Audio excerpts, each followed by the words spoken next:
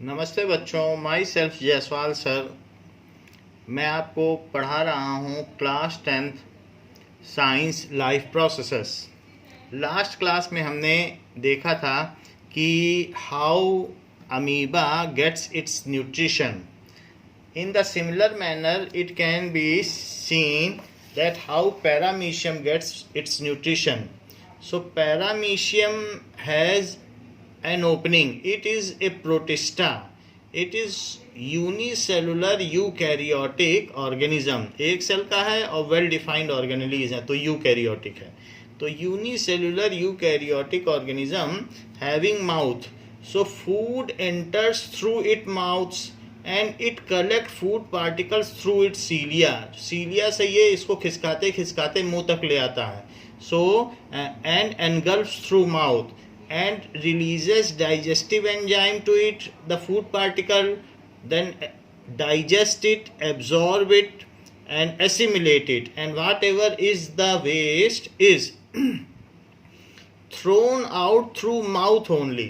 तो इस तरीके से जहाँ से इसमें फूड पार्टिकल जाता है वहीं से वेस्ट सब्सटेंस इंजेशन और इजेशन का एक ही साइट है, तो सिंगल साइट ऑफ ओपनिंग है। इसी तरीके से हाइड्रा में भी अगर आप देखें तो हाइड्रा जहाँ से फूड पार्टिकल को लेता है तो वहीं से वो आउट भी कर देता है। जैसे दिस इज हाइड्रा, सो उसमें टेंटिकल्स होते हैं, तो it collects food from tentacles and इस तरीके से, एंड यहीं से वो डाइजेस्ट करता है और यहीं से ही जो वेस्ट पार्टिकल है वो निकाल देता है।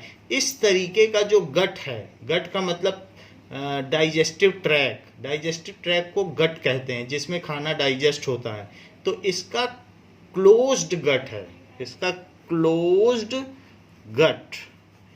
गट का क्या मतलब मैंने आपको बताया, डाइजेस्टिव ट्रैक्ट, तो इसमें क्लोज्ड गट है। जबकि हमारे में ऐसा नहीं है, हम लोग the ingestion takes place through mouth, however the egestion of waste particle is taking place या defecation takes place through anus, so we are having open gut।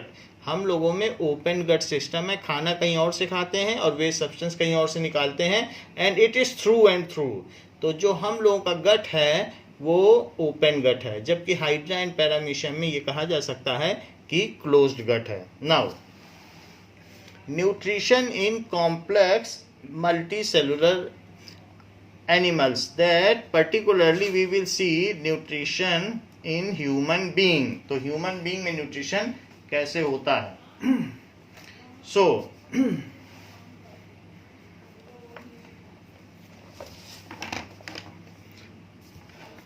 nutrition in human being,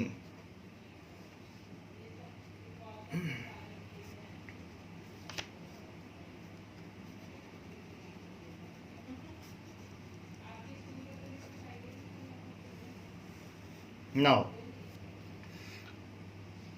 in complex multicellular organism like human, all the process involved in nutrition are performed by a set of digestive organs। so we are having a organ system, digestive organ system, through which the complete digestive process takes place within the human body। so a long tube running from mouth to anus in human, in which digestion and absorption of food takes place, is called, that is alimentary canal, उसको कहते हैं आहार नाल। now so in human, that is complex multicellular organism, complex multicellular organism, nutrition is performed by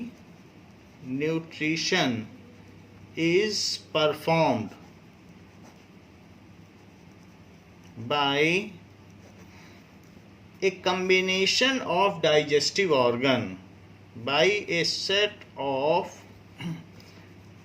digestive digestive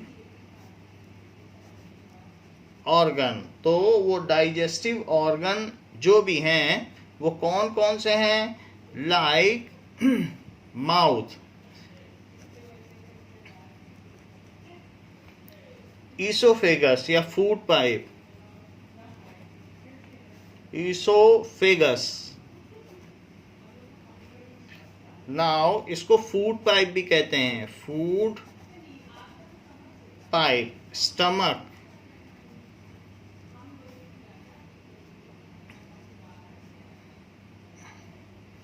so small intestine,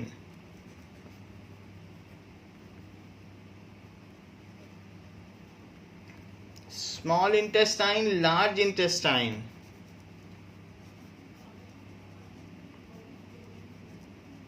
So these are the various organs involved in human digestive system. So it is, so this complete set of organ system is which is utilized for digestion of ingested food is called human digestive system. Thus the coordinated working of these organs. So these organs work in coordination with each other, coordination, and is called human digestive system, human digestive system. Now इसको human digestive system कहते हैं, ये उसके organs हैं। तो digestive system के ये सारे ऑर्गन्स हैं। A long tube running from mouth to anus, a long tube running from mouth to anus,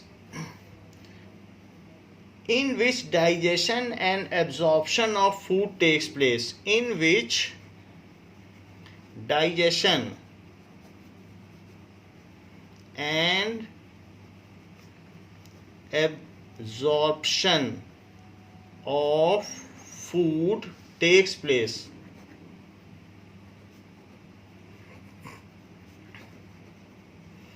Is called alimentary canal,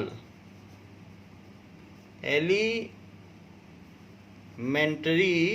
canal, उसको एलिमेंट्री कैनाल कहते हैं। दैट इज खाद्य आहार नाल, जिसमें खाना पचता है। खाद्य आहार नाल, नाल का मतलब नलिका। So it is called elementary canal. So in which digestion होगा, एब्जॉर्प्शन होगा, सब कुछ होगा। तो माउथ से एनस तक जो रन करती है, so in human it is open gut system. हम लोगों में ओपन गट सिस्टम है। The length of this food pipe, यही चीज जो है, इस चीज को that is alimentary canal. So the length of alimentary canal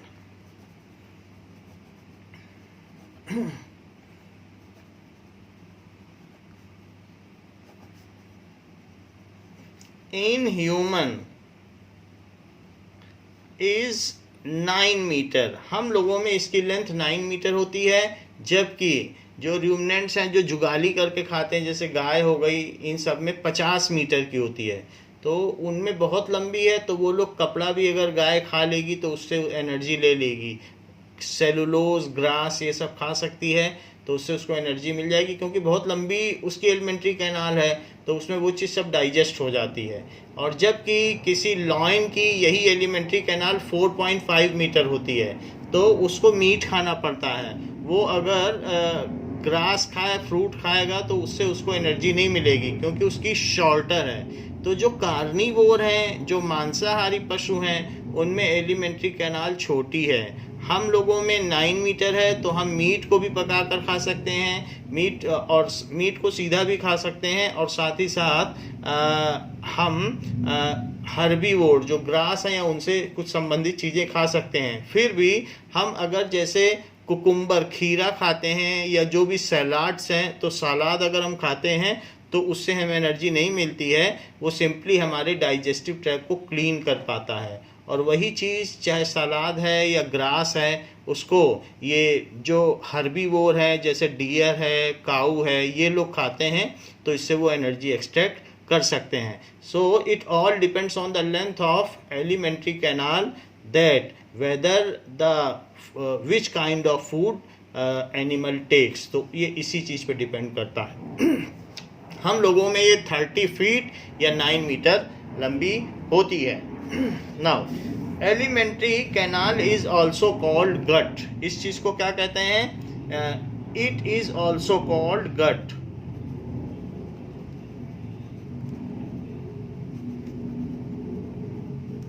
is also called gut. So we have open gut system. All animals have open gut system. All animals including human.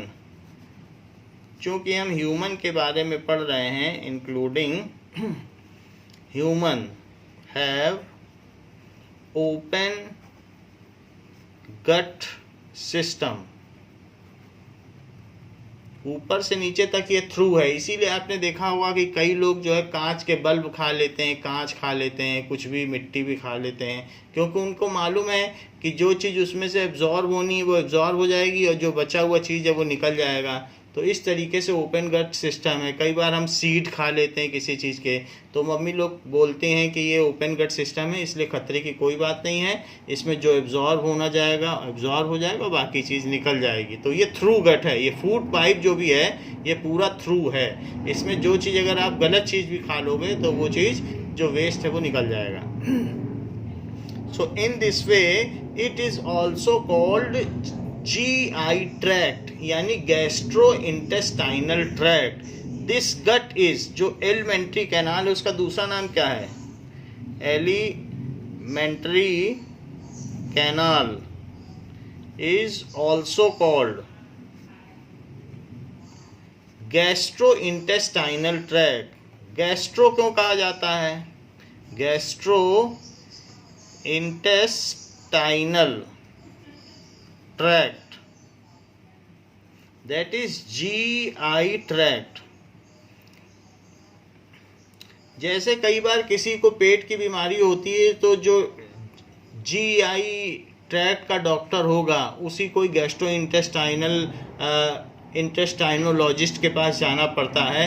तो वो gastro का मतलब होता है stomach, क्योंकि all the gases are generated in stomach, और intestine में खाना डाइजेस्ट होता है। तो इसलिए stomach and intestine are the prime organ to digest food, hence this alimentary canal is combinedly known as GI tract. तो ये तो बात हो गई कि इसके बारे में नॉलेज की कि इसमें क्या क्या ऑर्गन्स होते हैं। अब हम देखेंगे प्रोसेस कि how the digestion takes place in human being.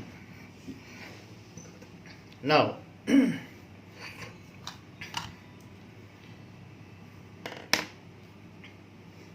सबसे पहले ह्यूमन में प्रोसेस ऑफ डाइजेशन में इंजेशन होता है। So ingestion, the human have a special organ for the ingestion of food. It is called mouth. The human has a special organ for ingestion of food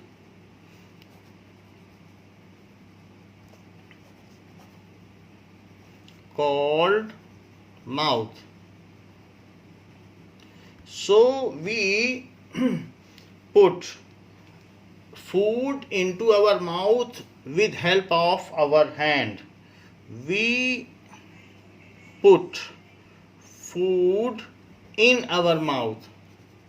In our mouth with help of hands.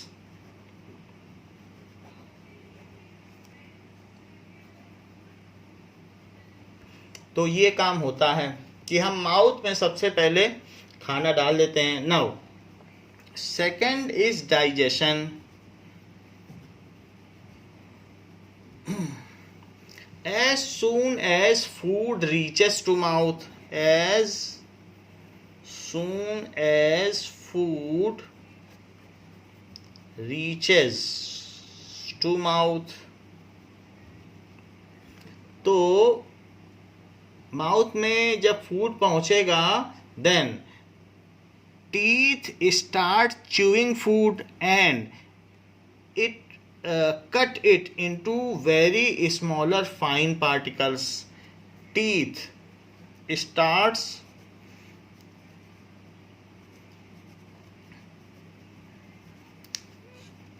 chewing food, वो उसको चबाते हैं. Teeth starts chewing food and cut it into smaller particles. So smaller particles में वो उसको तोड़ देते हैं. And at the same time tongue which is having salivary gland, तो टंग जो होती है उसमें बहुत सारी टंग में ग्लैंड होती है. This is tongue and it is having various glands. Glands में सेलिवरी अमाइलेज होगा. ये टंग है तो टंग में जूसेस इसमें भरे हुए होंगे. तो जैसे हम कहते हैं कि माउथ वाटर्स होता है, तो इट इज ग्लैंड. ग्लैंड वो चीज़ होती है जिसमें कुछ पाचक रस भरे होते हैं या डाइजेस्टिव एंजाइम्स भरे हुए होते हैं. तो ये टंग में सेलिवरी ग्लैंड है जिसमें से सेलिवरी अमाइलेज निकलता है. सो सलाइवा भी इसको हम कहते हैं. सो ये ग्लैंड है, उसमें फिल रहता है. जैसे ही फूड आएगा इसके कांटेक्ट में, तो ये इसमें से हम कहते नहीं है कि माउथ वाटर कर रहा है जब भी खाना देखता है, तो इसी में से ही वो सलाइवा निकलती है. सो into small particles at the same time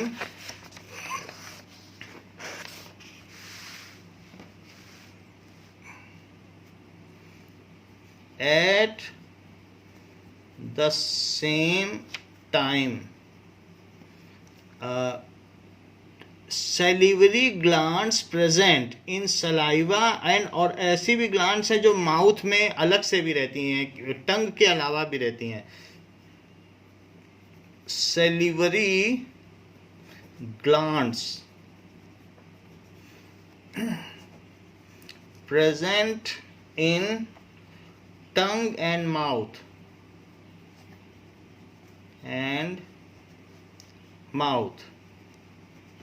release salivary amylase. वो अमाइलेज निकालेगा. So it releases salivary amylase. ये एक तरीके का डाइजेस्टिव एंजाइम है, प्रोटीन ही है. So which break down starch and sugar partially into glucose. तो वो पार्शली कर पाता है क्योंकि मुंह में तो खाना ज़्यादा देर नहीं रहेगा. सो ये तो निकालता है, तो ये रिलीजेस सेलिवरी अमाइलेज. तो ये एक जूस है. नाउ टंग क्या करेगी? टंग चर्न्स, जैसे मिक्सिंग नहीं होती है तो फूड को वो इस डाइजेस्टिव एंजाइम के साथ मिलाएगी. तो आटे की नीडिंग होती है जैसे पानी के साथ, वैसे टंग का काम है कि फूड को इस सलाइवरी अमाइलेज के साथ चर्निंग करना. सो टंग चर्न्स ये food particles with salivary amylase. Food particles with digestive enzyme ऐसे करता है. तो ये टंग का काम है कि इंटर मिक्सिंग. चंस का मतलब है इंटर मिक्सिंग, ये कर देगा. And makes the food softens. So and make food soften, paste बना देगी, soften, so that it can easily pass through oesophagus. So that, नहीं तो ईसोफेगस बहुत सॉफ्ट पाइप है, अगर फूड को सॉफ्ट न किया गया तो ईसोफेगस छिल जाएगा, तो उसमें वॉर्न आउट हो जाएंगे, वेदरिंग हो जाएगी, या अलग तरीके के कुछ डैमेजेस हो सकते हैं। तो टंग का काम बहुत ज़रूरी है। Soften so that it can easily pass through oesophagus. So oesophagus से पास होगा, जो कि फूड पाइप है। नाउ सलिवरी अमाइलेज जो भी होगा कन्वर्ट्स कॉम्प्लेक्स शुगर यानी स्टार्च होगी इनटू ग्लूकोज। सो सलिवरी अमाइलेज जो हमारे माउथ में निकला है उसका काम क्या है? It converts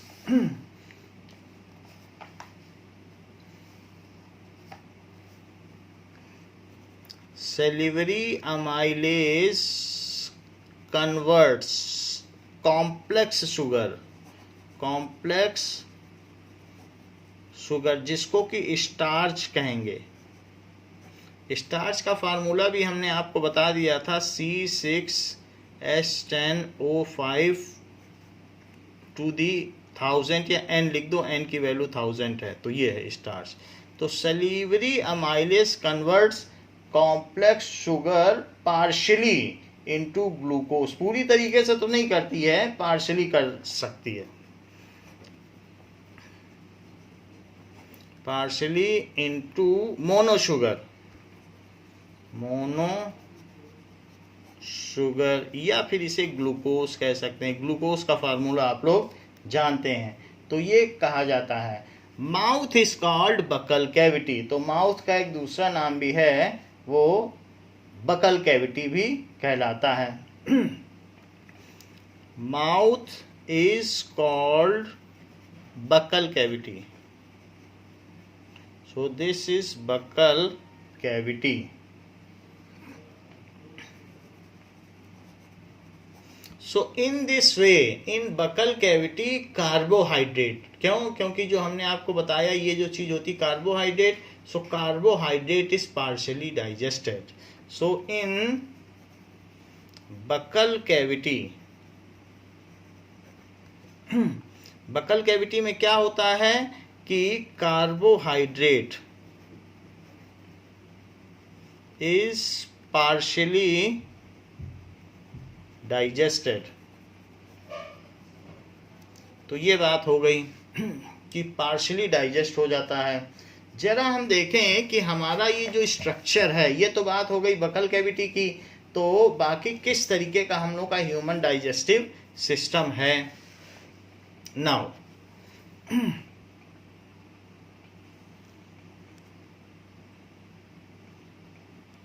so this is buccal cavity through which we take food. So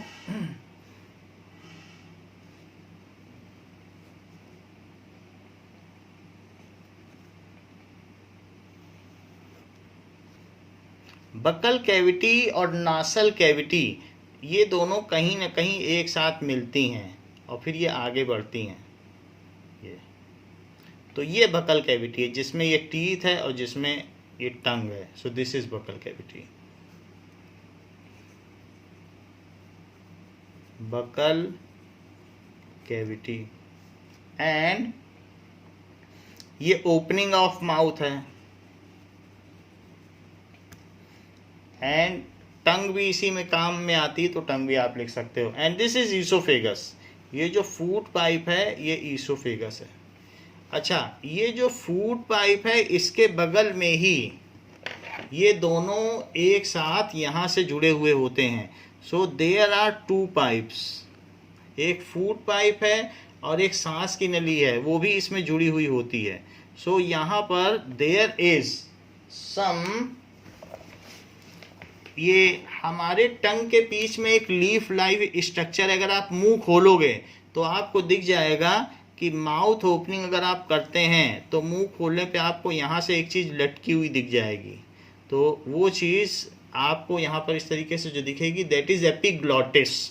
तो वो क्या करती है, एपिग्लॉटिस जब माउथ हम खोलते हैं तो इस पाइप को वो बंद कर देती है, फूड ये जो भी पाइप लंग्स में जा रही है विंड पाइप को, तो इसको ये बंद कर देती है, ट्रैकिया यानी विंड पाइप को बंद कर देती है, जिससे कि खाना लंग्स में ना चला जाए। तो ये जो चीज़ है एपिग्लॉटिस, तो while eating food epiglottis closes the windpipes and ensures the food does not enter into windpipe और lungs, वहाँ खाना फंस न जाए। इसीलिए कहा भी जाता है कि खाते समय हमको बोलना नहीं चाहिए। So it is leaf like structure, मुंह खोलने पर दिख भी जाता है लटकता हुआ और इसको कहते हैं एपिग्लॉटिस। तो ये जो अलग से बनाई गई है, ये दो पैरेलल पाइप्स हैं और ये नेसल कैविटी है और ये माउथ कैविटी, ये दोनों का एक कॉमन एंट्रेंस है जिसको रेगुलेट करती है एपिग्लॉटिस। तो सांस लेते समय दोनों में हवा जाती है। कई बार आप सांस लो तो आपका पेट भी फूलता है, तो इसका मतलब है सांस ले ब्रीदिंग इन करते समय लंग्स में तो हवा जाती है, पेट में भी जाती है, तब एपिग्लॉटिस का कोई ख़ास रोल नहीं होता। और बाकी खाना खाते समय ये विंड पाइप को बंद कर देती है। तो ये चीज़ है। और जो दूसरा हमने बताया ये फूड पाइप है, तो this is food pipe, that is food pipe का दूसरा नाम हमने आपको क्या बताया, दैट इज ईसोफेगस।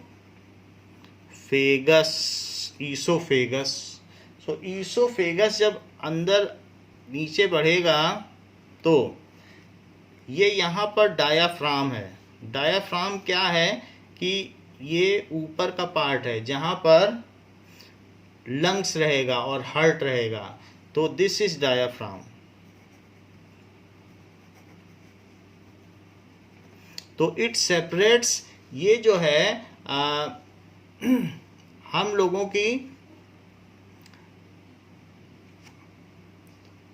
नाउ यहाँ पर हमने देखा कि ये जो चीज़ है एक तरीके का मस्कुलर सेपरेशन है जो लंग्स को हमारे स्टमक से अलग करता है और उसका नाम है डायाफ्राम।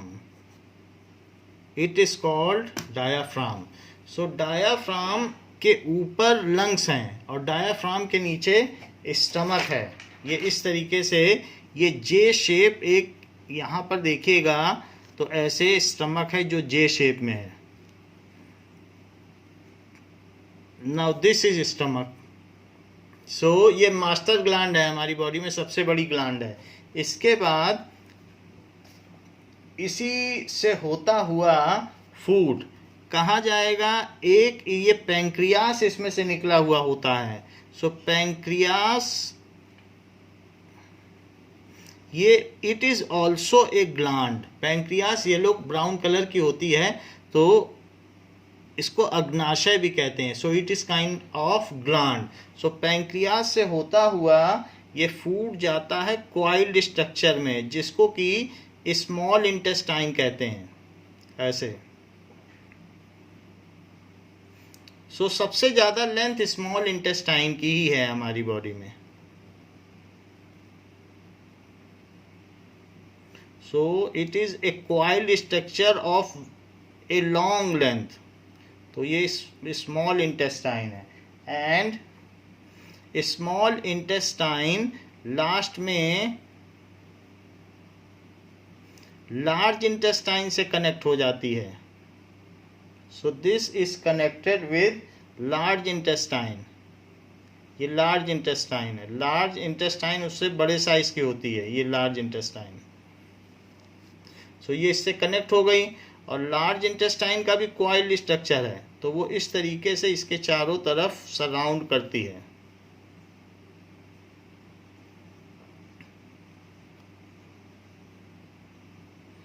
एंड लार्ज इंटेस्टाइन के बाद एक ऐसा पार्ट है जिसमें वेस्ट कुछ समय तक रहता है, जिसको रेक्टम कहते हैं।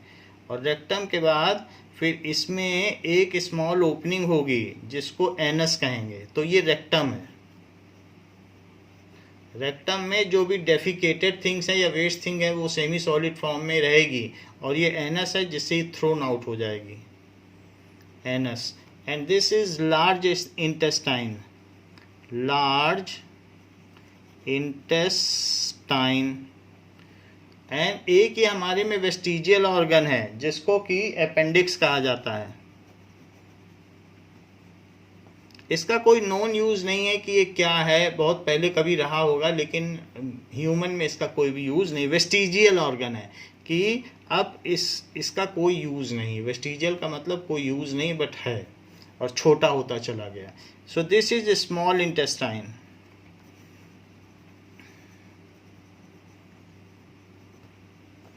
Small intestine, this is large intestine. यहाँ पर अगर देखा जाए तो ये पैंक्रियास है, पैनक्रियास। ये भी, इसमें भी ग्लैंड्स होती हैं और वो डाइजेस्टिव एंजाइम्स को सेक्रीट करती हैं। इसके अलावा ये जो डायाफ्राम है, डायाफ्राम के नीचे यहाँ पर लीवर होता है। लीवर हमारी बॉडी का प्राइम ऑर्गन है और 62 फंक्शंस ये करता है।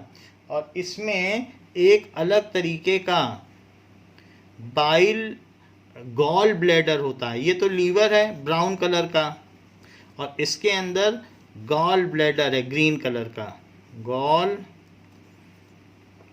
Bladder, gall bladder, gall bladder से जो जूस निकलता है वो स्मॉल इंटेस्टाइन को जाता है। सो गॉल ब्लैडर से ये स्मॉल इंटेस्टाइन की जो ओपनिंग है उसको जोड़ देता है कि इसके जूस भी इसमें स्मॉल इंटेस्टाइन में गिरे। इसके पैंक्रियास के जूस भी स्मॉल इंटेस्टाइन की ओपनिंग में गिरते हैं और गॉल ब्लैडर के भी जो बाइल जूसेस हैं वो यहाँ गिरते हैं।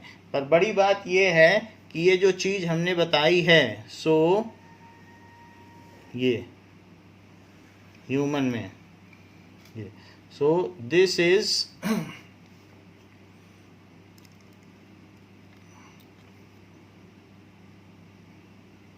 ऐसे। So it is the complete digestive system. Human का ये कंप्लीट डाइजेस्टिव सिस्टम इस तरीके से होता है जिसको यहाँ दिखाया गया है। तो ये जो डायाफ्राम है, तो डायाफ्राम के ऊपर लंग्स होता है और हार्ट होता है, तो उसको थोरासिक कैविटी कहते हैं जहाँ से रेस्पिरेशन और ट्रांसपोर्टेशन ये सब का प्रोसेस होता है। तो ऊपर हमारा जो बीच का बॉडी है वो दो पार्ट में है, एक थोरासिक कैविटी और एक एब्डोमिनल कैविटी। तो ऊपर वाली कैविटी को क्या कहा गया, डायाफ्राम ही उसको डिवाइड करता है, तो इसको कहेंगे थोरासिक कैविटी। और ये जो नीचे है इस कैविटी को क्या कहेंगे, एब्डोमिनल कैविटी। वैसे हम ये आपको बता दें, ये जो स्टमक है इसको एब्डोमेन भी कहते हैं, एब्डोमिनल कैविटी। तो ये चीज़ है। तो हम लोगों ने बहुत सारी चीज़ें देख ली, इसको एपिग्लॉटिस लिखो, एपिग्लॉटिक नहीं एपिग्लॉटिस, ऐसे। तो ये चीज़ हो गई। अब जरा देखें कि मान लीजिए ये हमारा इस तरीके का सिस्टम है। तो इस सिस्टम में आप ये देखिए कि यहाँ से तो जो फूड जाएगा और यहाँ पर एक फूड पाइप होगा और एक साथ में विंड पाइप होगा। तो विंड पाइप लंग्स में चला जाएगा, ये लंग्स हैं, और बीच में इसके हार्ट है। तो मैंने लंग्स मान लीजिए हटा दिए, तो ये लंग्स हटा दिए, लंग्स का अपर पार्ट हटाया है। सो लंग्स में कई लोब्स होते हैं, तो ये हमने इसका अपर पार्ट हटा दिया, अपर पार्ट हटा दिया। उसी लंग्स के बीच में हार्ट सेट है, तो हार्ट है, हार्ट को भी हटा दिया, और नीचे भी ये लंग्स का ही पार्ट है। तो इसमें दो पाइप हैं, एक तो ये पाइप जो ब्लू कलर का है वो लंग्स में जा रहा है, और ये बीच में जो ये ईसोफेगस है वो नीचे जा रहा है। बात मैं डायाफ्राम की कर रहा हूँ, ये डायाफ्राम है। सो डायाफ्राम क्या करता है, डायाफ्राम थोरासिक कैविटी को एब्डोमिनल कैविटी से अलग करता है। तो अगर हम डायाफ्राम भी हटा दें, तो ये डायाफ्राम एक मस्कुलर है जो कि ऊपर नीचे मूवमेंट करता रहता है। तो ये देखिए हमने डायाफ्राम हटा दिया, इस तरीके का ये मस्कुलर डायाफ्राम है, तो इसको हटा दिया। अब ये इसमें लीवर है, तो लीवर का काम क्या है, लीवर एक ऐसा प्राइम ऑर्गन है जो 62 फंक्शन करता है, और उसमें एक काम है कि जो हमारी बॉडी के वेस्ट है उसको किडनी की तरफ भेजकर यूरिन बना के बाहर निकालना। और इसके अलावा इसमें फूड स्टोर रहता है ग्लाइकोजन के तौर पर। हमने बताया था कि हमारी बॉडी में जो कार्बोहाइड्रेट है वो स्टार्च के तौर पर एकत्रित नहीं रहता है, so it is stored in the form of glycogen. तो ये जो लीवर है, तो लीवर में आपको ये जो ग्रीन कलर का दिख रहा है, तो ये गॉल ब्लैडर है। तो ये गॉल ब्लैडर है, इसमें से रेड ब्राउन कलर का बाइल जूस निकलता है और वो इंटेस्टाइन में जाता है। तो ये आपको हमने लीवर दिखा दिया। तो लीवर इस तरीके से यहाँ सेट था। अब इसके बाद यहाँ से जो ईसोफेगस है वो स्टमक में गया, और स्टमक में जाने के बाद स्टमक से होता हुआ ये जे शेप्ड का है जो स्टमक है, so it is of J shaped, ये जे शेप्ड का स्टमक है। तो इस स्टमक के बाद इसमें ये चीज़ जो है, ये coiled structure, this is small intestine, और इसके जो चारों तरफ है ये लार्ज इंटेस्टाइन है। लार्ज इंटेस्टाइन छोटी है, सबसे बड़ी लेंथ स्मॉल इंटेस्टाइन की जो कि 6 मीटर की होती है। 9 मीटर में 6 मीटर की तो स्मॉल इंटेस्टाइन ही होती है। और इसके बाद यहाँ एनस होगा, एनस के ठीक ऊपर रेक्टम होगा जहाँ पर डेफिकेटेड मटेरियल कुछ समय के लिए रुकेगा। तो इस तरीके से, और यहाँ पर एक अपेंडिक्स होगी जो वेस्टिजियल ऑर्गन होगा जिसका अभी कोई फर्दर नोन यूज़ नहीं है। तो ये हमने आपको बताया कि हमारी बॉडी में किस तरीके से डाइजेस्टिव सिस्टम का जो ऑर्गन्स हैं वो होते हैं। इसमें आप ये देख लीजिए कि ये हमारी बॉडी में ह्यूमन लीवर है। तो ह्यूमन लीवर इस तरीके से है। ह्यूमन लीवर एक तरीके से देखा जाए तो ब्राउन कलर का लीवर होता है, और लीवर खराब हो जाएगा तो ना डाइजेशन होगा ना कुछ होगा। और ये पोर्शन जो है इसको गॉल ब्लैडर कहते हैं, जिसमें से जूस निकलता है। और ये जो लीफ लाइक स्ट्रक्चर आपको दिख रहा है दैट इज़ पैंक्रियास, और ये स्मॉल इंटेस्टाइन है। तो बाइल जो इसमें गॉल ब्लैडर के थ्रू बाइल जूस निकलता है वो भी स्मॉल इंटेस्टाइन में जाता है, और जो पैंक्रियास है उससे निकलने वाला जूस भी इसी में जाता है, स्मॉल इंटेस्टाइन में। इसमें स्टमक कहीं नहीं दिखाया गया है। तो ये बात आपको यहाँ देखनी होगी। देखिए, इस चीज़ को हम इस तरीके से देख सकते हैं कि हमारे माउथ से जब फूड जाता है तो सबसे पहले उसकी च्यूइंग होती है, च्यूइंग के बाद चर्निंग होती है। चर्निंग का मतलब क्या है कि intermixing of food particles with saliva so that it is a soft semi solid paste fit for passing through esophagus। तो इसमें ईसोफेगस ही दिखाया गया है और विंड पाइप नहीं दिखाई गई है। इसके बगल में विंड पाइप होगी जो लंग्स में जाएगी, तो वो अभी हम आपको दिखा देंगे। तो यहाँ से ये चीज़ ईसोफेगस है जिसको फूड पाइप कहते हैं। फूड पाइप से ये जे शेप्ड स्टमक में पहुंचती है। देखो जे जैसा कुछ कुछ लग रहा है। तो ये यहाँ पर फूड 3.5 से 4 घंटे तक फूड रहता है, और यहाँ पर भी फूड का पार्शियल डाइजेशन होता है। स्टमक में से हाइड्रोक्लोरिक एसिड निकलता है, म्यूकस निकलता है, और इसके अलावा यहाँ पर पेप्सिन निकलता है जो फूड को डाइजेस्ट करते हैं। अच्छा, थोड़ी देर पहले हमने आपको बताया जब फूड 3-4 घंटे में, और ये स्टमक ऐसे ऐसे मोशन करता रहता है, घुमाता रहता है, जैसे मिक्सी नहीं होती है, या कभी आपने इडली पेस्ट चलाने वाली मशीन देखी है, जैसे इडली पेस्ट को वो घुमाती रहती है, तो वैसे ही इसमें भी फूड घूमता रहता है पूरे में, तो वो मिक्सिंग होता रहता है। तो इसमें 3 चीज़ें निकलती हैं। कौन कौन सी बताइए आपको? हाइड्रोक्लोरिक एसिड बताया, पेप्सिन बताया, और क्या बताया? म्यूकस। म्यूकस वो चीज़ होती है जो हम लोगों का कभी जुकाम होता है तो नाक से जो पानी जैसा निकलता है वो चीज़ म्यूकस है। तो ये चीज़ है। या कभी लूज मोशन होता है तो हमारे म्यूकस निकलता है। तो बॉडी में म्यूकस हर तरफ होता है। It is transparent lubricating material. तो वो सब चीज़ें इसमें से निकलती हैं, वो फूड में मिलती जाती हैं। इसके अलावा हमने बताया कि ये एक गॉल ब्लैडर है जो कि लीवर के अंदर पाया जाता है। इसमें ऊपर दिखाया गया है बट अंदर होता है। और वो यहाँ पे स्टमक ख़त्म हो गया और इसके बाद इसमें से बाइल जूस स्मॉल इंटेस्टाइन में मिला। और ये पैंक्रियास, ये दिखा नहीं पाए, छोटा सा दिखाया है, बट इसमें से पैंक्रियाटिक जूस भी निकलता है जो कि ट्रिप्सिन होगा, पैंक्रियाटिक अमाइलेज होगा। तो ये सारी चीज़ इसमें स्मॉल इंटेस्टाइन में मिल जाएगी। तो वो चीज़ इसमें मिल जाएगी पैंक्रियाटिक जूस। और फिर ये इसके नीचे दिखाया गया है ये स्मॉल इंटेस्टाइन। तो स्मॉल इंटेस्टाइन भी इसके भी कई पार्ट्स हैं। इसके पार्ट्स हैं, एक तो सबसे ऊपरी पार्ट होगा डुओडीनम, फिर बीच में जेजियोनम और सबसे लास्ट में इलियम। तो स्मॉल इंटेस्टाइन के 3 पार्ट बताए गए। डुओडीनम सबसे ऊपरी पार्ट, जो ये चीज़ है जहाँ पे ये सब जूस मिल रहे हैं जाके, उसको कहेंगे डुओडीनम। बीच का पार्ट काफ़ी लंबा होता है, उसको कहेंगे जेजियोनम। और सबसे नीचे का पार्ट होगा स्मॉल इंटेस्टाइन का, वो इलियम होगा। इलियम जाके जुड़ जाएगा किससे? लार्ज इंटेस्टाइन से। लार्ज इंटेस्टाइन में एक ये वेस्टिजियल ऑर्गन है जिसे अपेंडिक्स कहते हैं। ये रेक्टम है जहाँ पर खाना इकट्ठा रहता है और लास्ट में यहाँ से ये निकल जाता है, that is anus, that is opening end of the food pipe. तो इस तरीके से हमारी बॉडी में काम होता है। नाउ अब जरा देखें कि पैंक्रियास किस तरीके का होगा। तो पैंक्रियास को देखने के लिए हमें इसे देखना पड़ेगा कि ये इस तरीके का हमारे स्टमक में एक स्टमक के अंदर का इस तरीके का ग्लैंड है। ये स्टमक के अंदर का शेप है। तो यहाँ पर बहुत सारी ग्लैंड्स होंगी, छोटे छोटे ट्यूब्यूल्स होंगे, जैसे मटके नहीं होते हैं, मटके अपने अंदर से लुढ़का दें कुछ डाइजेस्टिव जूस, ऐसे ही इसमें पूरे में ग्लैंड्स होगा स्टमक में। और ये मस्कुलर बॉडी है इसकी। तो ये स्टमक है और स्टमक के ठीक पीछे अगर आप देखें तो वास्तव में पैंक्रियास बिल्कुल इस तरीके का होगा ये।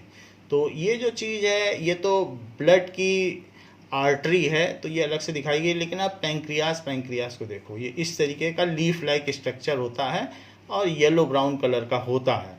और इसमें से भी बहुत सारे पैंक्रियाटिक जूस खाने में मिलते हैं जो स्मॉल इंटेस्टाइन के ऊपरी सिरे पर, जिसको कि हमने डुओडीनम कहा है, उसमें जाके मिलते हैं। तो आपने ये देख लिया कि ये किस तरीके से स्टमक है और यहाँ से शुरू होता है, यहाँ से शुरू होता है, that is small intestine. Small intestine में इसी में कहीं पर पैंक्रियाटिक जूस भी मिलेगा और इसी में कहीं पर आकर बाइल जूस भी मिलेगा। यानी कि स्मॉल इंटेस्टाइन की शुरुआत में पैंक्रियाटिक जूस भी मिलेगा और स्मॉल इंटेस्टाइन की शुरुआत में यहीं पर बाइल जूस भी मिलेगा। तो आपने स्टमक देख लिया कि किस तरीके का होगा और पैंक्रियास के बारे में भी आपने जान लिया, ये चीज़ है। So this we have seen about stomach, के स्टमक हमारी बॉडी में किस तरीके का होगा। नाउ अब हम आगे बढ़ते हैं कि हमारे में डाइजेशन किस तरीके का होगा। तो कुछ चीज़ें हमने आपको बता दी हैं कि इंजेशन हमारी बॉडी में किस तरीके से होगा। अब देखिए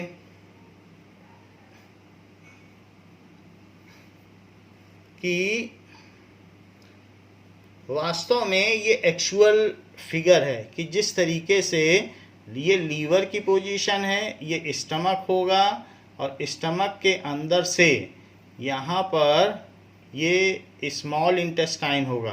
तो स्मॉल इंटेस्टाइन फिर बाद में क्या होगा, बाद में ये लार्ज इंटेस्टाइन में जाएगा और ये रेक्टम है और रेक्टम के बाद ये एनस है, ये है यहाँ पर अपेंडिक्स। तो इस तरीके से हम देख सकते हैं कि एक्चुअली जो हमारा सिस्टम है वो किस तरीके से दिखेगा। तो लीवर का एक्चुअल कलर इस तरीके का होगा, बाकी जो भी कलर हैं वो आपको दिखाए गए हैं।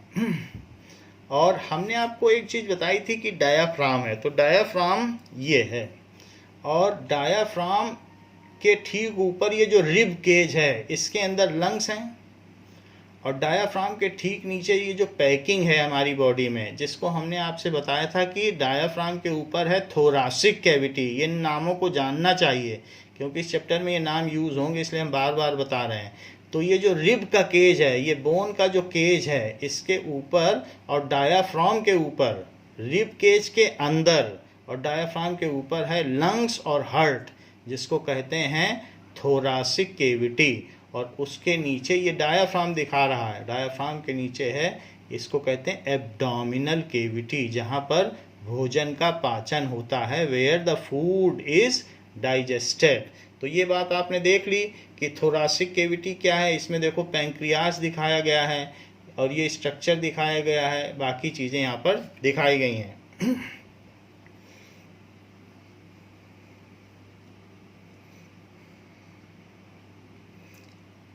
इसी चीज़ को अगर आप फिगर बनाना चाहेंगे तो इस तरीके का फिगर सजेस्टेड है कि आप यहाँ पर ऐसे बना सकते हैं कि जो सेलिवरी ग्लैंड्स हैं वो ये सिर्फ टंग में ही नहीं होती, ये अलग अलग भी कई जगह होती हैं। तो सेलिवरी ग्लैंड्स है, ये फूड पाइप है, बाकी स्टमक, लीवर, गाल ब्लैडर अलग से दिखाया गया है, तो वो वीडियो में आप देख सकते हैं। और बाकी ये पैंक्रियास है और बाकी large intestine, small intestine, rectum और एनस भी दिखाए गए हैं।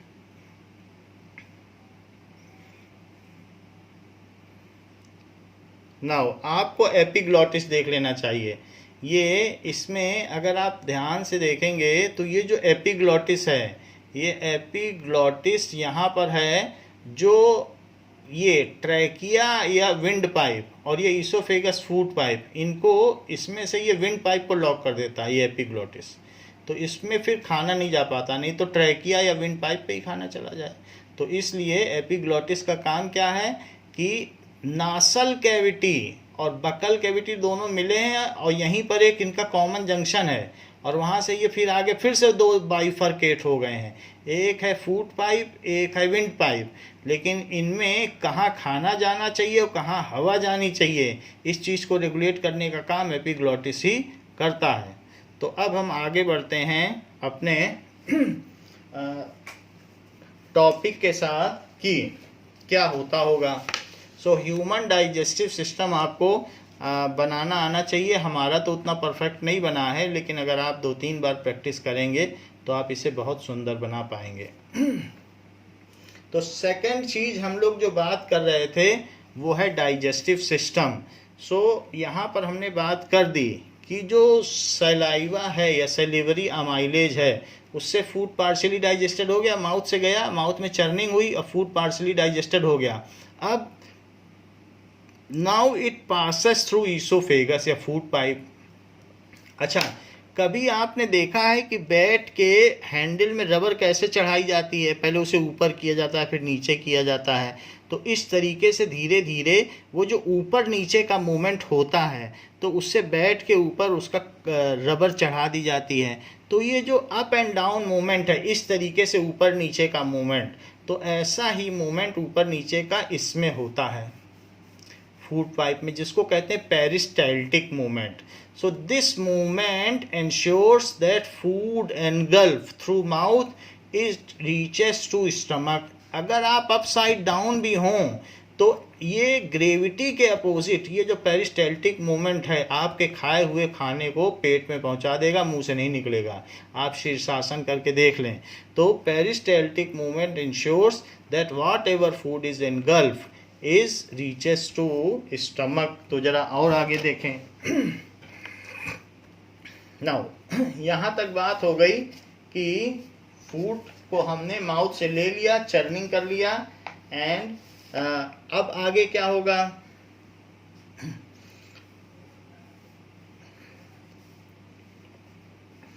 So the contraction and it now it is fit to pass through esophagus। अब ये किससे पास हो सकता है, ये चीज है, so that it can passes through esophagus। यहाँ हमने लिख दिया है passes through esophagus। now it passes through esophagus, esophagus से पास होगा। now so there is up and down movement takes place continuously, so contraction and expansion। so there is contraction and contraction होता है and expansion।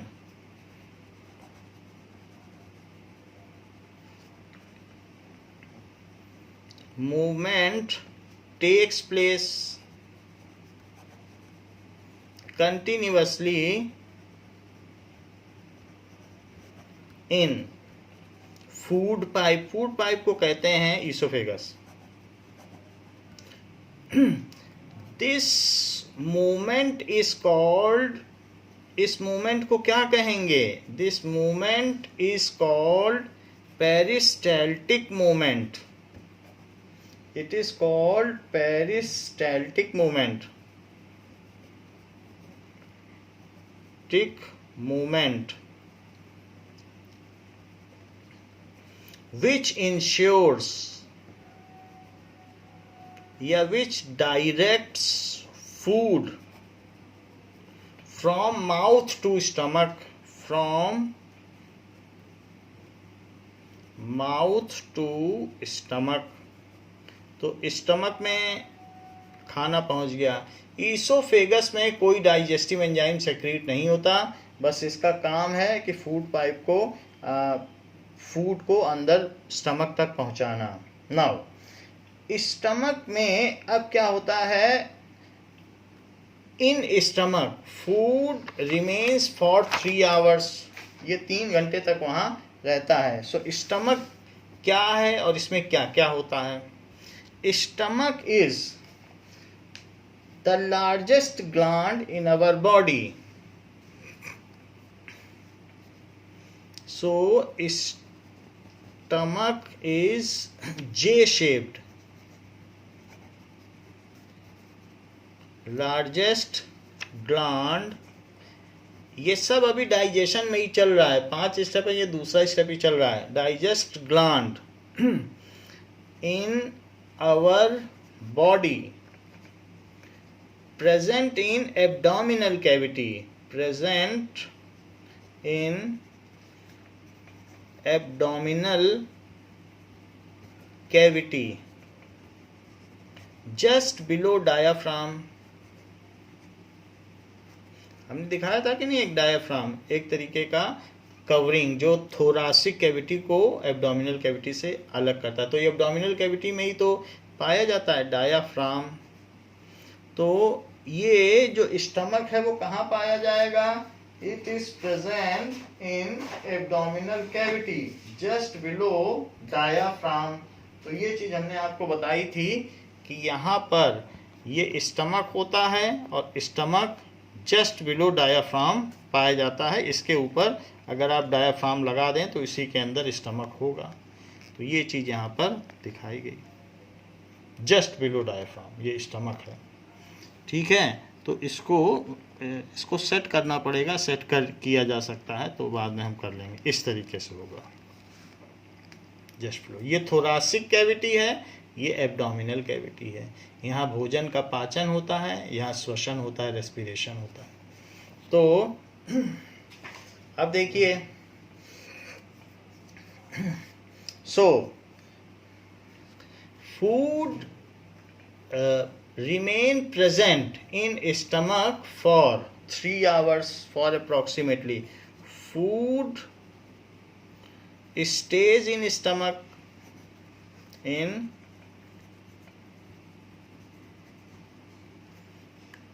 for approximately 3 hours. So the stomach lining is made of mucus. The stomach lining is made of mucus. So ये चीज जो बनी होती है वो mucus की बनी होती है. सो स्टमक लाइनिंग इज, जो साबुनी होता है, सोपी इन नेचर. सोपी जैसे मतलब सोपी है, जब टच में सोपी, जैसे सोप का टच है वैसे ही, तो जब हमें जुकाम होता है तो वैसा ही टच होता है. So it is having soap like property. 2 अलग अलग केमिकल्स होते हैं. एक का सोप लाइक प्रॉपर्टी होता है, जैसे आप भिंडी छू लो तो उसका सोप लाइक प्रॉपर्टी है, कटहल छू लें तो उसमें सोप लाइक प्रॉपर्टी है. तो उन सब चीज़ों को कहते हैं कि भिंडी हुआ, कटहल हुआ, कद्दू हुआ, पम्पकिन, ये सब चीज़ें जब हम खाते हैं तो ये चीज़ कही जाती है कि इनकी सोप लाइक प्रॉपर्टी है, ये एल्कलाइन है।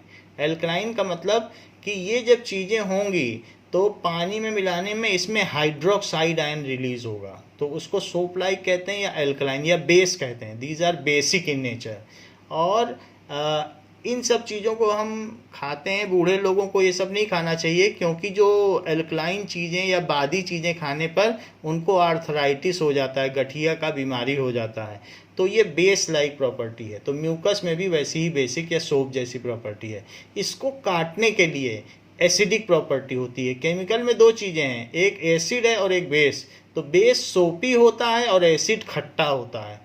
तो जिसका सोपी होता है और बिटर टेस्ट होता है, कभी आप डिटर्जेंट को टेस्ट करो या साबुन को तो कड़वा कड़वा टेस्ट है, और नींबू को टेस्ट करो तो खट्टा खट्टा टेस्ट है। तो जिसका जो टेस्ट है वो अगर सोर है, खट्टा है, तो वो एसिड है। तो नींबू टेस्ट करो वो एसिड है। इसी तरीके से विनेगर टेस्ट करो तो खट्टा खट्टा टेस्ट है। चाउमीन में पड़ता है तो वो भी एसिडिक है। तो दो चीज़ें हैं।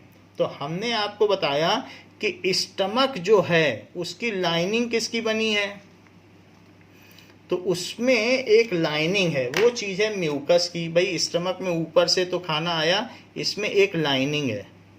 वो लाइनिंग किसकी बनी है, हमारे इनफैक्ट बहुत सारे ऑर्गन्स में इस तरीके की लाइनिंग होती है म्यूकस की। पूरे इंटेस्टाइन में भी इस तरीके की लाइनिंग होगी म्यूकस की। लार्ज इंटेस्टाइन में कभी कभी लूज मोशन में वो लाइनिंग भी निकल आती है, तो उसको कहते हैं लूज मोशन हो गया। तो ये म्यूकस है। So this is mucus. Mucus जो है वो ट्रांसपेरेंट लुब्रिकेंट टाइप होता है। तो ये म्यूकस हो गया। अच्छा, इसके अलावा जो स्टमक हैं इसमें बहुत सारे ग्लैंड्स होते हैं। ग्लैंड्स का मतलब उसमें डाइजेस्टिव जूस भरा हुआ है ऐसे। सो ऐसे ग्लैंड्स होंगे। तो जब भी खाना इसके अंदर आएगा तो इसमें जो डाइजेस्टिव जूस भरा है वो कौन कौन से डाइजेस्टिव जूस भरे हैं जो इसमें कुछ ना कुछ फिल्ड है। तो यहाँ पर भी एक तरीके का चर्निंग एक्शन होगा, इंटरमिक्सिंग। तो इसमें दो चीज़ें मिली हैं। कौन कौन सी है, hydrochloric acid, that is hydrochloric acid, और प्लस पेप्सिन। और ये म्यूकस तो इसी के अंदर है। तो ये सब चीज़ें स्टमक में होती हैं। तो stomach lining is made up of mucus. मैं एक बात आपको बता दूं, ये है एसिड और म्यूकस है बेस। बेस का मतलब ये बिल्कुल अपोजिट नेचर के हैं। तो एसिड और बेस अगर आपस में रिएक्ट कर गए तो फिर ये न्यूट्रलाइज कर देंगे। तो कभी भी कटहल में नींबू डालो रेड कलर का हो जाएगा। तो एसिड और बेस जब रिएक्ट करते हैं तो वो एक दूसरे को न्यूट्रलाइज कर देते हैं। जैसे आप ये देख लो कि HCl क्या है। HCl एक एसिड है क्योंकि इसमें H+ है। अगर HCl आपके हाथ में गिर जाए तो हाथ पूरा जल जाए, हाइड्रोक्लोरिक एसिड। और NaOH सोडियम हाइड्रोक्साइड, ये बेस है। ये भी बड़ा खतरनाक है, हाथ पे गिर जाए तो हाथ जल जाए। और ये एसिड है। एसिड इसलिए क्योंकि ये H+ निकालता है, और बेस इसलिए क्योंकि OH- हाइड्रोक्साइड निकालता है। दोनों ही खतरनाक है। लेकिन जब ये दोनों रिएक्ट करते हैं तो ये NaCl बना देते हैं और पानी बना देते हैं। क्या बना देते हैं, NaCl और प्लस वाटर। अब ये खतरनाक नहीं है, खाने में 2 चम्मच डालो, 4 चम्मच डालो, पानी एक्स्ट्रा पियो या पानी में नमक डाल दो। लेकिन जब तक ये अलग अलग थे तब तक ये दोनों ऐसे थे कि अगर टच भी कर लो तो उंगली जल जाए, बर्न हो जाए, सिवियर बर्न, डॉक्टर भी न ठीक कर पाए। ये डाल दो तो सिवियर बर्न। इन दोनों में एसिड या base both are dangerous to skin. However when they react with each other then they neutralize each other and now they are fit to take. तो NaCl बन गया, वो सॉल्ट हो गया। तो इस तरीके से मैं यही कहना चाहता हूँ कि म्यूकस बेस है और हाइड्रोक्लोरिक एसिड ये है। तो अब हम आगे बताएं कि क्या होने वाला है। नाउ, तो stomach lining is made up of mucus. तो स्टमक में जो food, stomach continuously churns food, intermixing करता है। किस तरीके से, जरा वो देखें। So stomach wall contain glands. which secrete stomach walls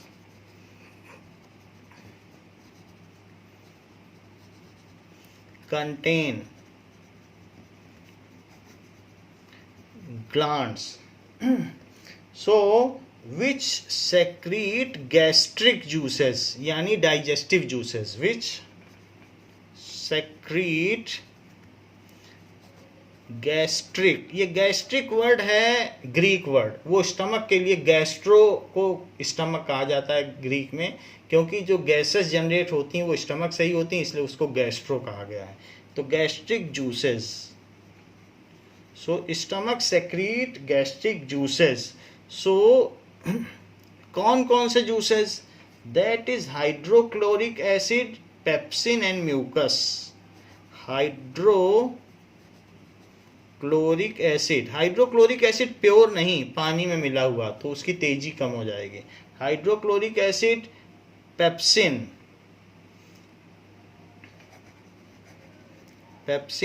एक एंजाइम है, और हाइड्रोक्लोरिक एसिड HCl है। तो HCl में कोई कार्बन तो है नहीं, तो कार्बन नहीं होगा और नाइट्रोजन नहीं होगा, तो ये कोई प्रोटीन नहीं है।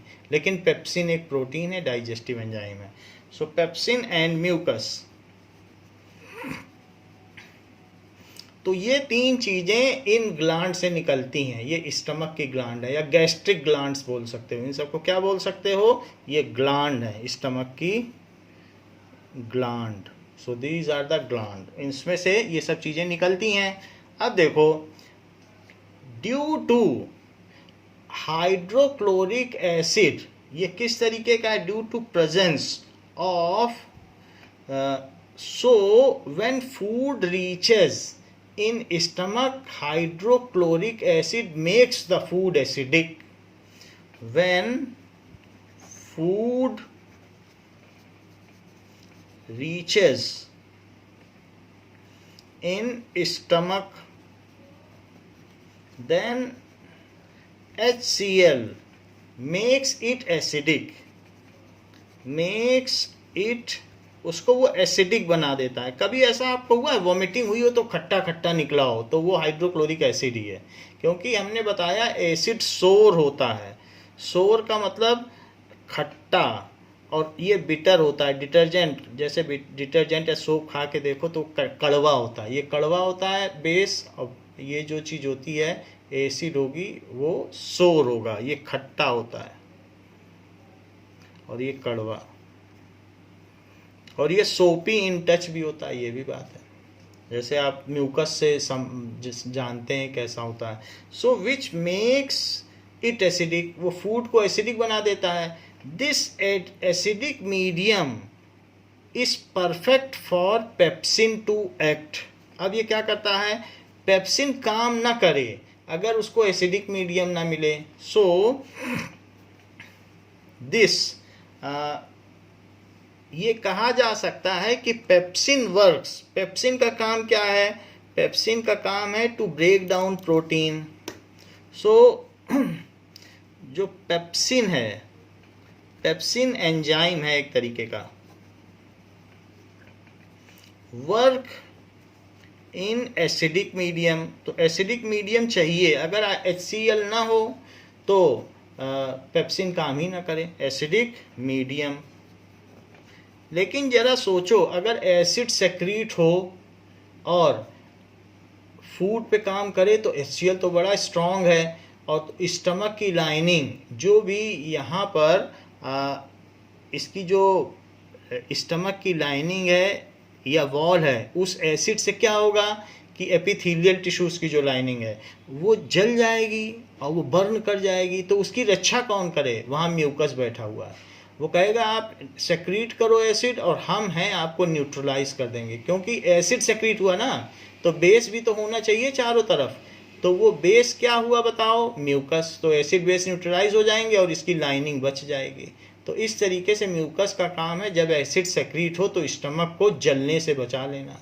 अब बहुत एसिड अगर कोई खा लेता है तो बाहर से भी खाया खूब खट्टा और अंदर से भी एसिड निकला तो सारा म्यूकस ख़त्म हो जाता है। और ऐसे केस में जो भी एसिड निकलता है वो पेट की लाइनिंग में लगने लगता है और बड़ी तेज स्टमक में जलन होती है। तो उसको कहते हैं पेट की जलन होना, स्टमक अल्सर, कहते हैं पेट में घाव हो गया। तो ऐसे केसेस में स्टमक को ही काट के निकाल देना पड़ता है। तो स्टमक अल्सर का मतलब पेट का घाव। तो इसलिए जो बहुत खट्टा और ऐसा खाना खाते हैं, अचार खाते हैं, तो उसमें धीरे धीरे म्यूकस डिप्लीट हो जाता है, कम होता चला जाता है। फिर एसिड लाइनें जो होती हैं वो स्टमक की एपिथेलियल टिश्यू को ही जलाने लगती हैं। तो खैर हमारी बॉडी में जो नॉर्मल डाइजेशन करता है, तो उस केस में जब एसिड निकलता है तो म्यूकस हमारी लाइनिंग से उस एसिड की रक्षा करता है और उसको बचाए रखता है। इसमें थिक म्यूकस की लाइनिंग है।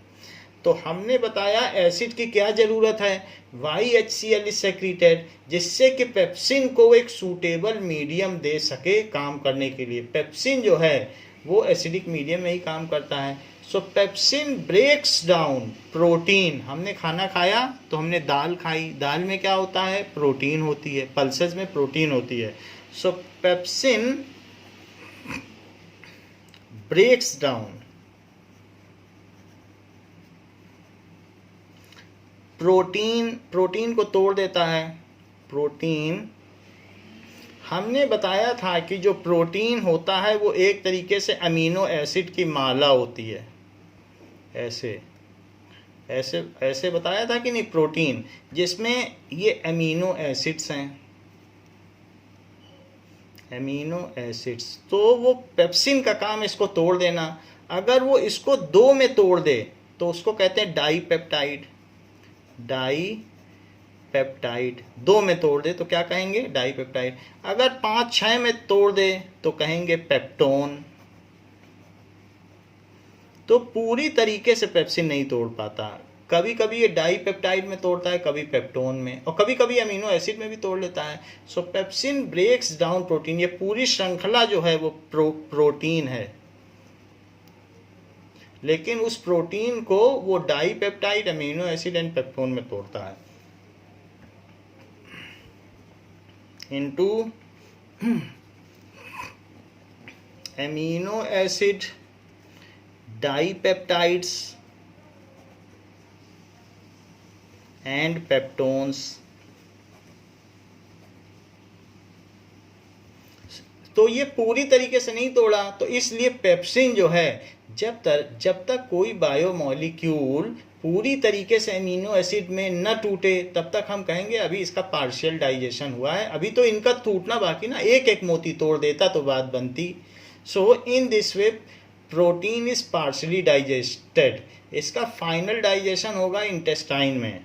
इन this way protein is partially digested,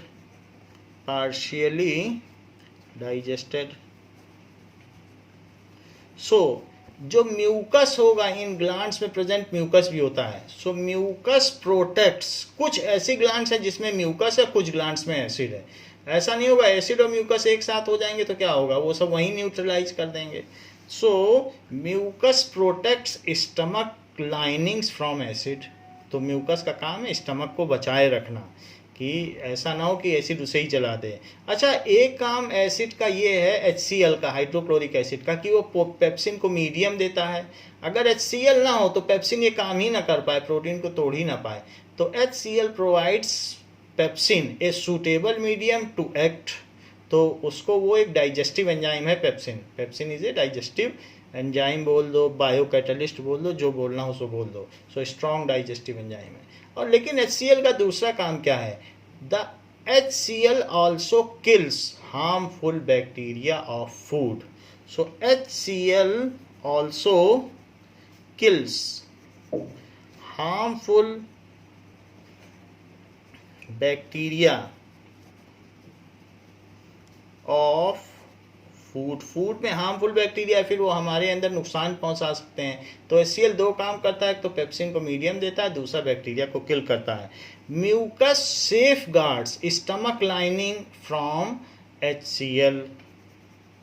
mucus safeguards stomach lining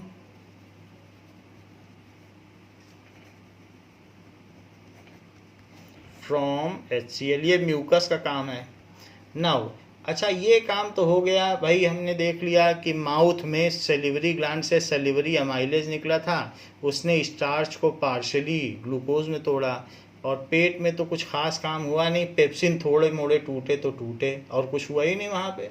अब क्या होगा, now this partially digested food enters step by step to intestine, धीरे धीरे इंटर करता है, नहीं कि पूरा सीधा इंटेस्टाइन में डाल दिया जाए, थोड़ा थोड़ा करके डाला जाता है, उसका रेगुलेशन होता है। Now this partially digested food, fat तो अभी टूटा भी नहीं है, पार्शली डाइजेस्टेड फूड एंटर्स, ठीक है, into upper part of small intestine, upper part of small intestine, upper part of small intestine को जानते हो क्या कहते हैं, डुओडीनम, वहाँ उसको डुओडीनम कहते हैं। सो अपर पार्ट में ये खुल गया, so there bile duct present in liver secretes bile juice, अभी हमने एक लीवर का ऐसा फिगर दिखाया था आपको, और उसमें ये भी दिखाया था कि एक बाइल डक्ट है, और वो चीज़ जो स्मॉल, ये स्टमक है, स्टमक की लाइनिंग यहाँ पर है, तो ये स्टमक जे शेप्ड का होता है, तो फिर ये है, तो ये चीज़ एंट्री पॉइंट है, यही है डुओडीनम। स्टमक के बाद में ये जो बाइल डक्ट है उसमें से बाइल जूस निकला, बाइल डक्ट। यहाँ ये बता देना भी ठीक है कि ये लीवर है, ये स्टमक है और ये इंटेस्टाइन है। सो अपर पार्ट में जब फूड पहुंचा तो क्या हुआ, there bile duct present in liver, bile duct present in liver, liver में बाइल डक्ट, यकृत, लीवर में जब बाइल डक्ट प्रेजेंट होता है, secrete bile juice, bile juice. So वहाँ पर बाइल जूस सेक्रीट होता है। अब जरा देखिए कि it is greenish yellow liquid, ये किस तरीके का होगा, ग्रीन कलर का तो बाइल होता भी है। So it is greenish yellow alkaline. अच्छा, एल्कलाइन का मतलब बेसिक होता है, बेस और एल्कलाइन एल्कली एक ही होते हैं, बेस बोल दो एल्कलाइन, बेसिक बोल देना। So it is greenish yellow basic juice, juice ये ग्रीनिश येलो जूस होता है। और ये कहाँ मिलता है, जाके स्मॉल इंटेस्टाइन के ऊपरी पार्ट में ये बाइल जूस मिल जाता है। तो इसमें से निकलने वाले जूस को कहते हैं बाइल जूस। ये तो बाइल जूस उसमें मिलता है, और ये साबुनी होता है। कभी आपने सोचा है कि थोड़ा सा तेल लो और साबुन के पानी में हिला दो, तो साबुन के पानी में बोतल में डाल के जब तेज़ी से हिलाओगे, जो तेल के जो बड़ी बड़ी मॉलिक्यूल है वो छोटे छोटे ड्रॉपलेट्स में या ग्लोब्यूल्स में बदल जाएंगे। तो ये क्या काम करता है, ये चूंकि सोप है, बेसिक का क्या मतलब है, सोप है। So it converts large fat molecules into small globules, छोटे छोटे टुकड़ों में तोड़ देता है। तेल को साबुन पानी में हिलाओ, तेल के छोटे छोटे पार्टिकल हो जाएंगे। So it converts large fat molecules into small globules, large fat, fat का मतलब oil, fat molecules into small globules, तो वो छोटे छोटे टुकड़ों में तोड़ देता है। ये बात बताई गई, ठीक है। So that pancreatic juice can easily digested. जब छोटे छोटे तेल के टुकड़े हो जाएंगे, स्मॉल ग्लोब्यूल्स का मतलब छोटे छोटे गोल गोल टुकड़े, स्फेरिकल टुकड़े, so that pancreatic juice can easily digest fat molecule, so that pancreatic juice can easily digest, वो आसानी से डाइजेस्ट कर सकें,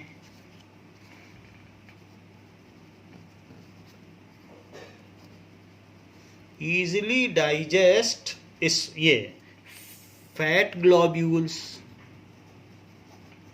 क्योंकि वो छोटे हो गए, ज़्यादा सरफेस एरिया हो गया है, तो ज़्यादा सरफेस एरिया होगा तो आसानी से उस पर एंजाइम एक्ट कर पाएगा ग्लोब्यूल। तो ये काम है बाइल जूस का, वो साबुनी होता है, एल्कलाइन होता है, और उसका काम है तेल की या फैट की बड़ी बड़ी बूंदों को छोटी छोटी बूंदों में बदल देना। These small globules are water soluble, these small globules जो उसने तोड़े हैं ये वाटर सॉल्युबल है, वाटर सॉल्युबल। अब जरा देखो, ये तो हमने बात बताई डुओडीनम में एक बाइल जूस आ गया, डुओडीनम में और भी कुछ आता है। अब जरा देखें कि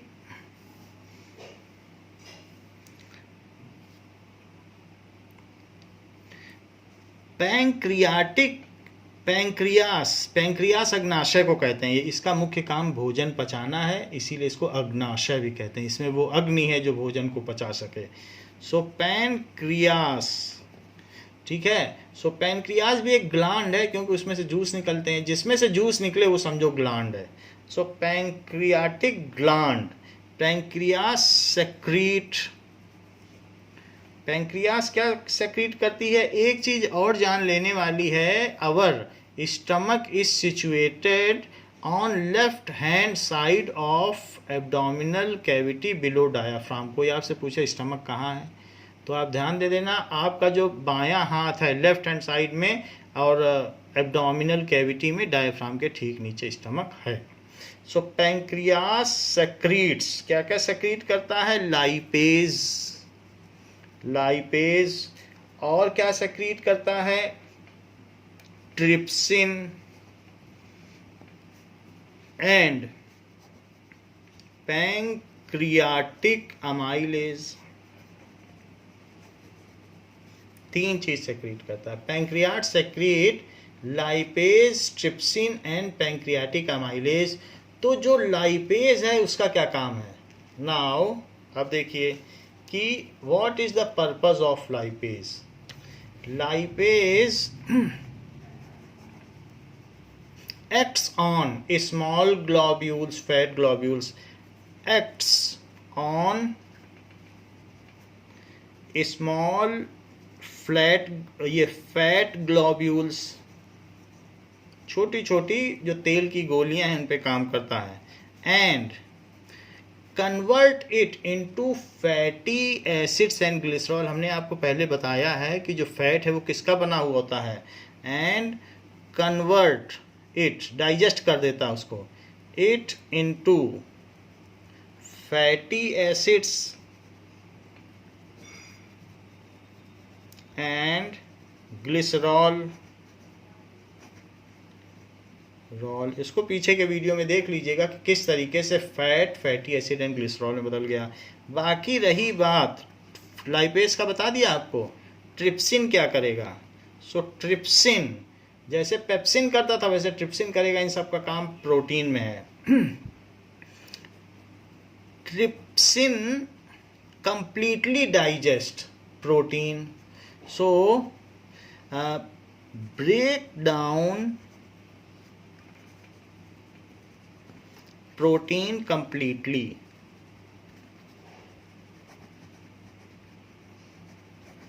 तो वो प्रोटीन थे, वहाँ पे पेप्टोन्स भी थे, तो पेप्टोन्स, डाईपेप्टाइड्स, ये सारी चीज़ें वहाँ प्रेजेंट थी। So it break down protein, या जो रिमेनिंग प्रोटीन है जो स्टमक में डाइजेस्ट नहीं हो पाए, क्योंकि वहाँ ज़्यादा सरफेस एरिया मिलता नहीं है, वो स्फेरिकल शेप का है, तो इस तरीके से छोटा सा है स्टमक, तो मस्कुलर ऑर्गन, तो वहाँ पे तो प्रोटीन पूरा डाइजेस्ट नहीं हो पाया, पेप्सिन जो सेक्रीट हो पाया था थोड़ा बहुत काम कर पाया। So it convert protein, dipeptides and peptones into amino acid. It converts remaining protein, थोड़ा बहुत प्रोटीन वहाँ हो गया था लेकिन बहुत सारा बाकी है। Remaining protein dipeptide, 2 amino acid मिल जाए तो डाइपेप्टाइड, डाइपेप्टाइड एंड पेप्टोन्स 10-12 मिल जाए तो peptone, into amino acid. Amino acid इसकी सबसे छोटी यूनिट है, इससे ज़्यादा इसका डाइजेशन नहीं हो सकता, तो ये एमिनो एसिड में बदल गया है। और इसी तरीके से फैट को इसमें बदल देना, इससे ज़्यादा ये नहीं टूट सकता, तो ये बिल्कुल फैट डाइजेस्ट हो गया है। और ये ट्रिप्सिन क्या करता है, जो पेप्सिन करता था वही ट्रिप्सिन कर रहा है, converts protein into amino acid. या डाइपेप्टाइड, डाइपेप्टाइड का मतलब 2 एमिनो एसिड जुड़े हैं तो उनको भी तोड़ देगा, और पेप्टोन का मतलब 10 अमीनो एसिड जुड़े हैं तो उनको भी तोड़ देगा, और प्रोटीन का मतलब 100 एमिनो एसिड जुड़े तो उनको भी तोड़, सबको एमिनो एसिड में तोड़ देगा। तो ये काम करता है। लेकिन आप कहोगे फिर पैंक्रियाटिक अमाइलेज का क्या काम है? अरे जो सेलिवरी अमाइलेज का काम था वही पैंक्रियाटिक अमाइलेज, अमाइलेज तो अमाइलेज है। सो पैंक्रियाटिक अमाइलेज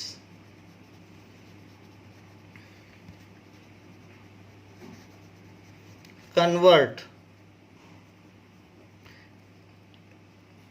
स्टार्च या complex organic substance, starch completely into glucose, converts remaining starch, कुछ स्टार्च अभी बच गया है थोड़ा बहुत, क्योंकि टंग में कितनी देर खाना रहता है, रिमेनिंग स्टार्च इनटू मोनोशुगर या इनटू ग्लूकोज, पॉलीशुगर को उसने मोनोशुगर में बदल दिया।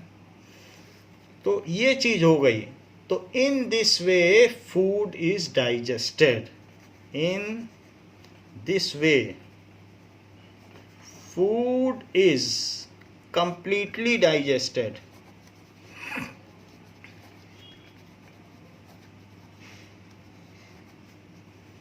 into upper part of small intestine, upper part of small intestine, जिसको कि डुओडीनम कहा गया। सो जो स्मॉल इंटेस्टाइन है, स्मॉल इंटेस्टाइन की अगर हम बात करें तो स्मॉल इंटेस्टाइन में